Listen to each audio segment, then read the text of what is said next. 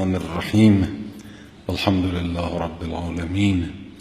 عن الصادق جعفر بن محمد علیهم السلام عن ابی عن آبائه علیهم السلام قال قال رسول الله صلی الله علیه و آله من احسن فيما بقي من عمره لم يعاقب بما مضى من ذنبه.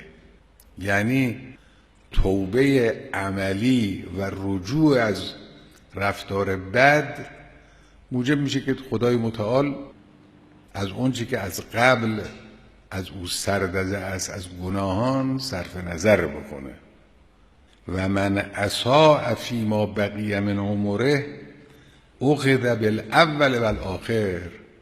اما اگر چنانچه در این آخر عمر، در این سالهای کهولت و پیری و نزدیکی به مرگ، اگر انسان رفتار خود را رفتار خوبی نکرد، اون وقت هم این گناه هم گناهان قبل به حسابش نوشته میشه. بنابراین این به ما میگه که در هر لحظه‌ای که هستیم رفتار رو سعی کنیم از حالا خوب کنیم. یعنی اون چه که باقی مونده است اون نقد است در اختیار ما، اون چه که رفت که رفت.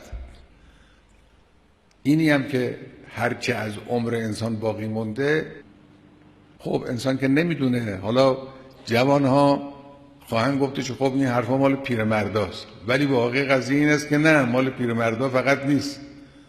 چون جوانها هم معلوم نیست که چقدر بناس عمر بکنن. کسی چک تضمینی از خدای متعال نگرفته که حتما باید فلان قد عمر کنیم. صفحه 111.